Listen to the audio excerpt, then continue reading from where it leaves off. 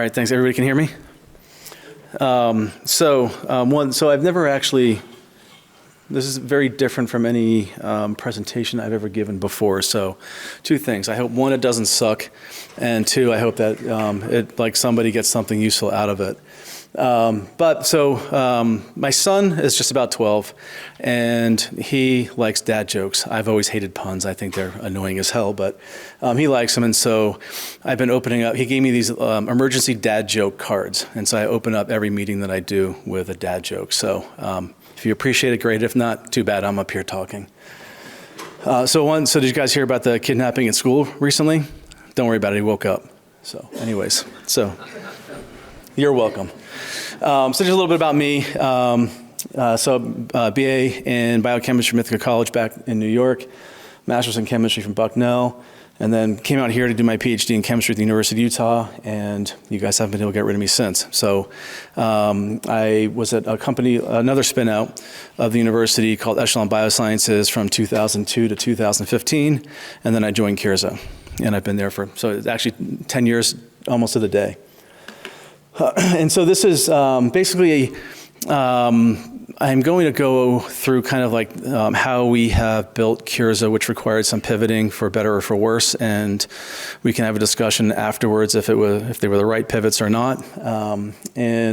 But to do so, I think I should give you guys a brief introduction to Curza. As Kelvin mentioned, we're focused on antimicrobial resistance, or AMR. It's a huge problem. Antibiotics are losing efficacy. People don't want to invest in antibiotics, and frankly, we've been a victim of our own success as a therapeutic area because, people get an infection, they go to the doctor, they get an antibiotic, and they're fixed basically, right? You take it once, and you'll probably never take it again.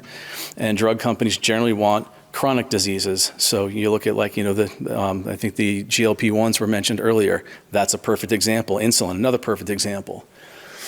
So anyways, again, spin at the University of Utah, focused on AMR. This quote up above is basically another company in the space who is trying to do what we're doing said this. We're accomplishing what no other group in the world has been able to do. So antibiotics are incredibly hard to find. Basically, there hasn't been, I'm 52. In my lifetime, there has not been a new class of antibiotic discovered against gram-negatives, which are the most problematic bacteria in the world right now. It's frightening. 52 years, we have not had a new class of antibiotics to treat these bugs. It seems ridiculous to me. Part of what keeps me going in the space. Basically, all natural products or all antibiotics are derived from natural products. And so back in the day, penicillin, I think everybody's heard the story about how penicillin was discovered. But natural product that was discovered, that is the drug. I think those days are pretty much few and far between where you can just find a natural product that's going to be the drug. Now you've got to do medicinal chemistry to make these drugs better. So we're developing a new mechanism of action. Like I said, there hasn't been one in over 50 years. That's pretty damn cool in my mind. So that's another driving factor for me. We're active against some of the worst pathogens that are out there, the World Health Organization priority pathogens and also biothreats. That's a story for another day. But we don't show cross-resistance to other antibiotics, which is especially important too. As I mentioned, we're getting resistance to everything that's out there basically. And so something that's out there is resistant should be susceptible to our drugs.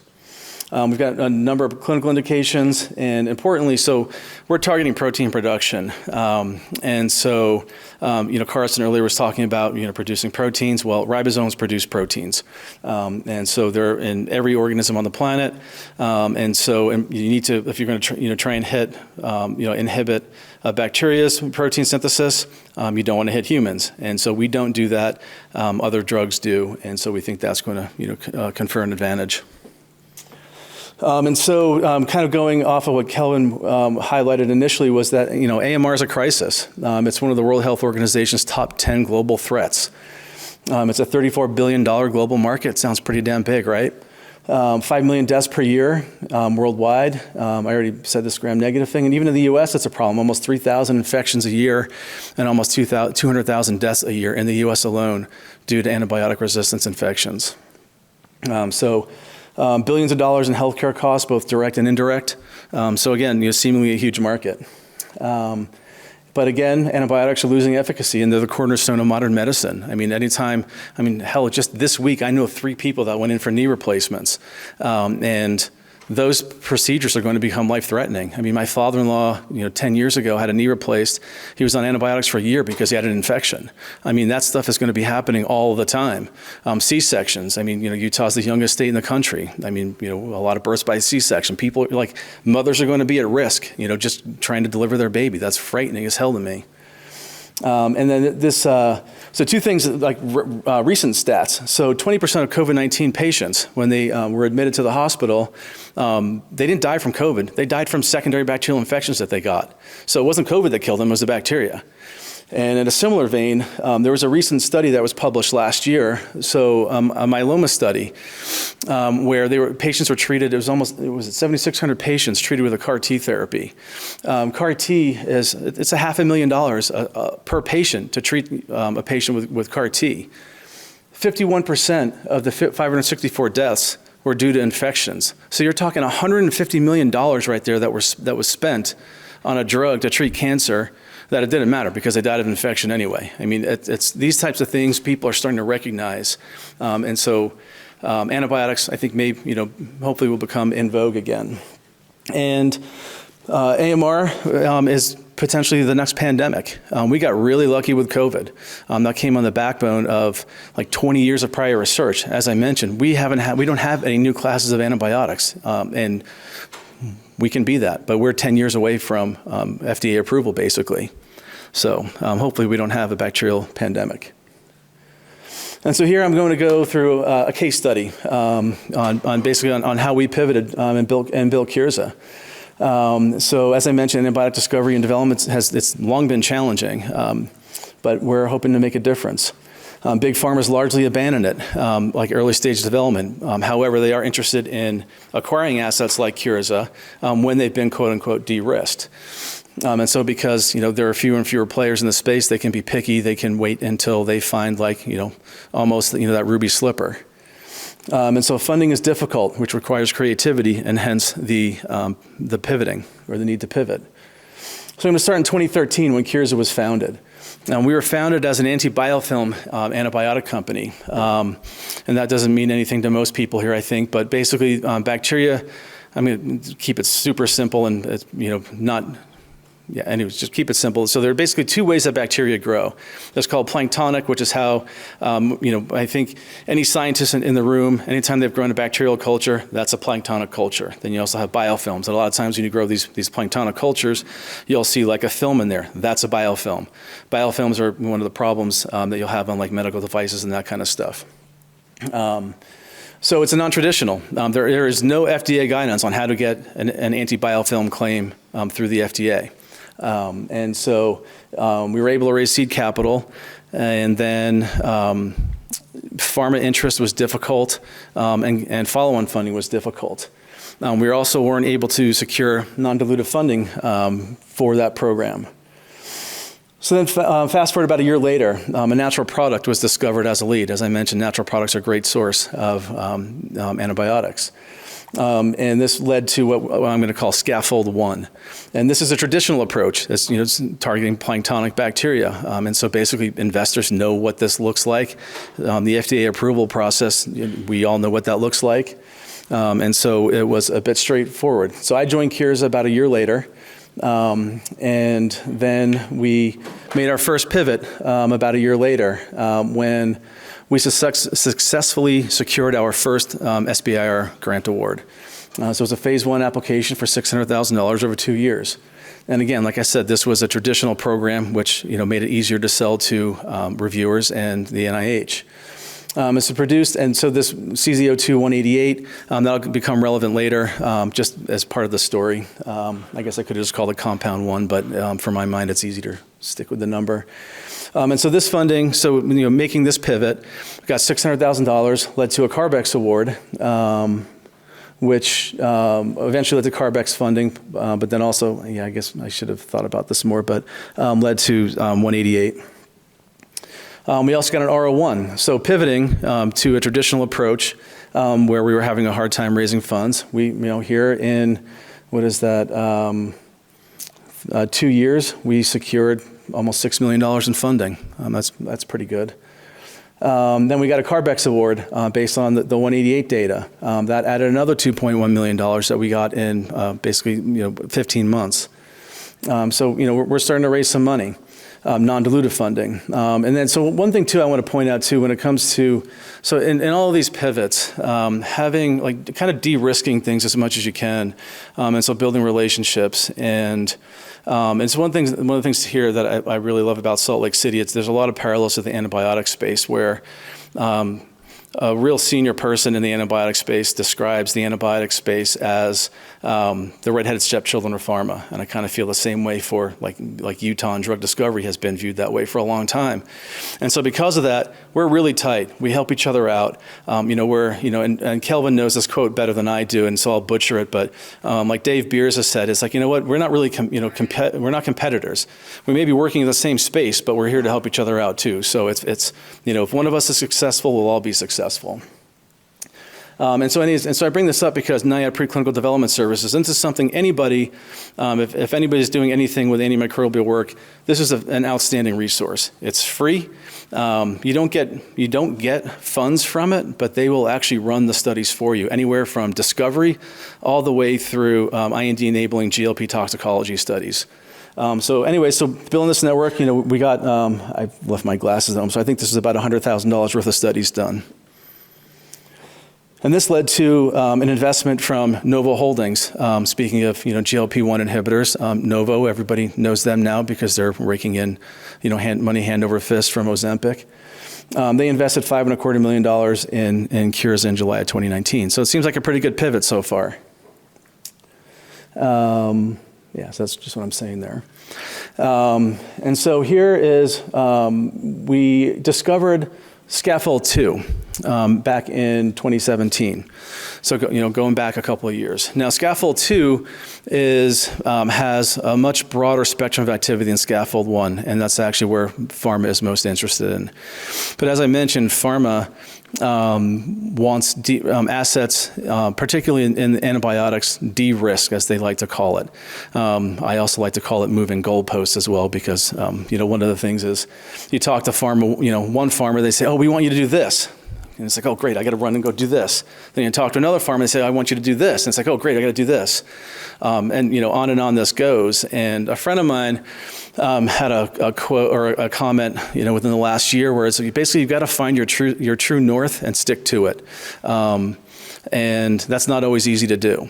And so, pharma is our ultimate customer. We will not ever bring a drug to market. And that's so we need pharma. And so we thought that, hey, we should, do what they want. But they're not providing money at this point. So we have to stick to our other approach. And so Scaffold 2 requires a lot more medicinal chemistry for reasons that we won't go into here. So we found this other compound that is somewhat like 188 within Scaffold 1, and it was easier to get funding for. So, again, we got $3 million over 3 years for based on this asset. We developed some good compounds there. Then ultimately for the first compound, so 188 has basically been lying dormant for several years. And so this is kind of another, pivot back to almost the first pivot, where DITRA is the Defense Threat Reduction Agency, the part of the Department of Defense. As I mentioned earlier, we're not cross-resistant to other antibiotics. And so if there was ever a case of, say, an accidental release, like potentially COVID, but with an AMR pathogen or a bacterial pathogen, or there was an intentional release, and we should be active against those drugs. And so DITRA was really interested in this program because it's known that these bugs are out there. And so this is a contract for up to $75 million over 9 years. Wow, pretty badass, I think. And I'll get to this in a second. And so we've gotten $16 million to date on that. But DITRA, one of the things about non-dilutive funding, and particularly this was a contract, not a grant. They can cancel a contract. Apparently nowadays, who knew? But you can actually cancel grants now too. I guess I had no idea. I thought with these grants, like, hot damn, they'll never take these away. And knock on wood, we haven't had that yet. But so DITRA decided, this is pre the current administration. This was last year, that they're defunding all small molecule antibacterial work. across the board, everything. So that includes us. So they're not canceling the contract, they're just not putting new money in it. And this is also kind of incredibly frustrating because both chambers of Congress have expressed concern over the lack of attention being paid to bacterial biothreats. But so we pivoted to get here.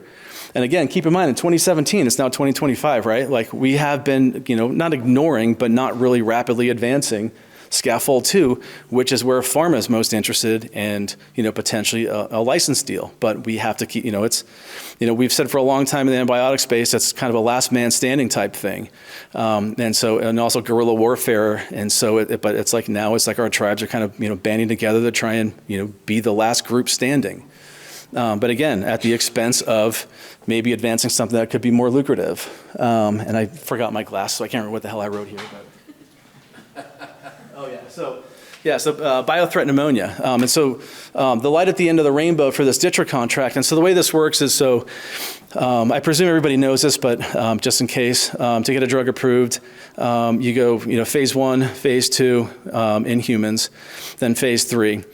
But for biodefense, like for instance, our main indication is plague. You can't find enough plague cases to actually run a phase 3 trial. So you get approval post phase 2 under what's called the animal rule. And basically, you would infect monkeys with plague and show that you can treat plague. And then, as I say, my friend does this mathematical wizardry and figures out what the doses are to, treat humans. Then you get approval. And so the end of the tunnel, the light at the end of the tunnel is a stockpile contract. And that's basically $250 million up front and probably 25 to 50-ish million dollars a year for annually for replenishment. So, I mean, that's a pretty good deal for a company like Curza, a small company. And again, why we felt it was worth pivoting, but it was at the expense of Scaffold 2. I thought I had taken this out. Anyways, again, so just the DITRA focus again. So like I said, and again, I forget.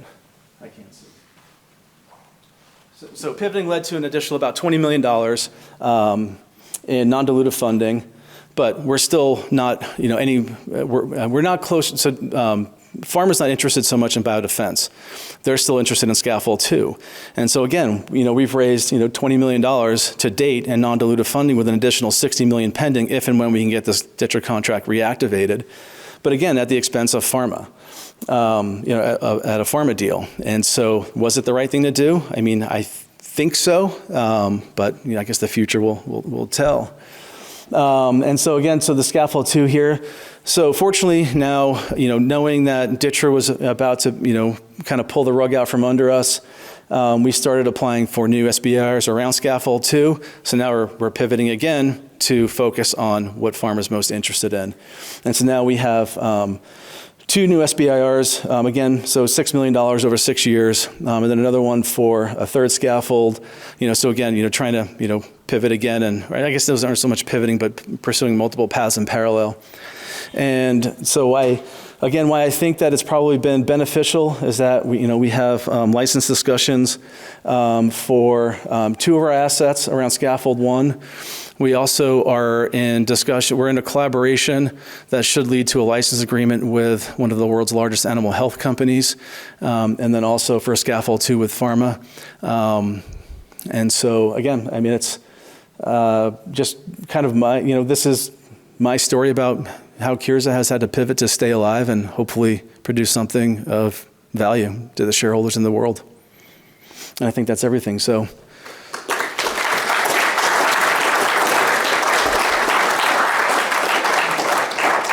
So I'm happy to take any questions, or I can just step down and we'll be back on schedule.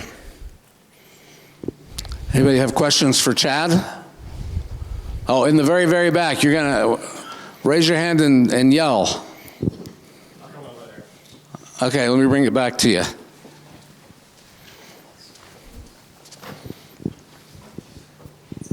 Hey, thanks, Chad. Question on Scaffold 1, I think it was. Yep. You said that you structured investment from, I think, Novo for using a safe for $5 million. That seems kind of an unusual approach. How did you guys land on a safe for that? So this was great question, actually. And this was before. So I've only been CEO of Curza for 2.5 years. So that happened before I was CEO. So probably obvious, I'm a scientist by training. So Novo had this, so it's Novo Holdings, which is their venture arm, and they had this, it was called the Repair Impact Fund, and it was a fund that they had started specifically for antimicrobial companies, so it's kind of a unique thing in and of itself. And we were one of 2 awardees in the U.S. when they first announced this. So we were among the top 2 groups that they selected. One was a publicly traded company, and then it was us. And for whatever reason, Novo wanted to go with a safe that time. They haven't done a safe since that I'm aware of. So not really a good answer to your question, but that's the answer that I have. Yeah, I guess.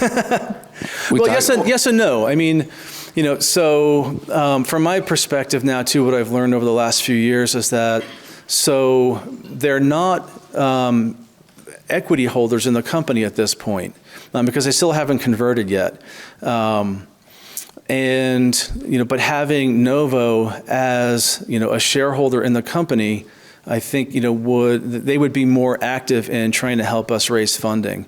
And so one of the things, too, that I didn't discuss here is that, again, I did say that, funding in the antibiotic world is incredibly difficult, and it hasn't gotten any easier. And it's probably taken years, more than 2.5 years off my life trying to do this, as I think any other, CEO can attest to, trying to raise money.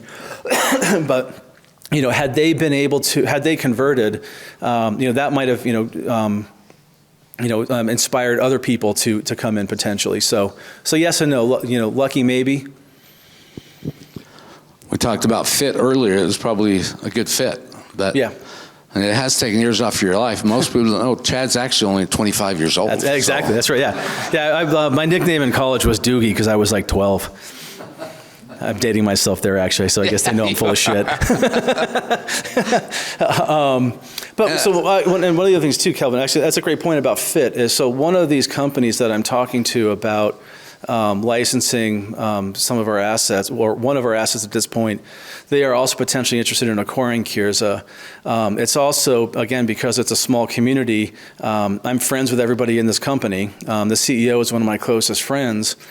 They also, in a subsequent round of a Repair Impact Fund investment, were successful in getting an investment. And so then a fit, if they were to either license or acquire us, that's a hell of a fit where, it's a great story to tell, and fit, from investor and from company, from a people and science perspective as well. Let's give Chad a round of applause. I think it's...